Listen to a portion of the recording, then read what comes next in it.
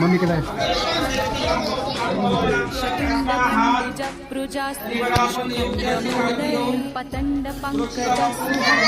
तर या सापाबद्दल थोडक्यात माहिती द्यायची म्हटली तर हा इंडियन स्पेक्टिकल कोब्रा इंग्लिश मध्ये म्हणतात, मराठीत भारतीय नाग आहे. या नागामध्ये निरोटॉक्सिन नावाचं विष असतं. चावल्यानंतर उलट्या, मळमळ, ती जागा बधीर होणे असे बरेच लक्षणे आहेत. म्हणून बिना माहिती, बिना प्रशिक्षण, अनुभवाशिवाय तुम्ही विषारी बिनविषारी कोणताही साप पकडण्याचा, हाताळण्याचा प्रयत्न करू नका, अन्यथा मृत्यू हे अटळ असतं. आणि एक सांगू इच्छितो की बघा, हळूहळू कमी होत चालल्यामुळे साप ही मानवतेकडे वळत आहेत. ही विनंती. ही व्हिडिओ आवडल्यास माझ्या चॅनलला एकदा लाईक, सबस्क्राईब आणि साप वाचवा, निसर्ग वाचवा आणि पर्यावरण राखा. बघा एक असल्यामुळे पाहिजे तशी व्हिडिओ घेऊ शकत नाही.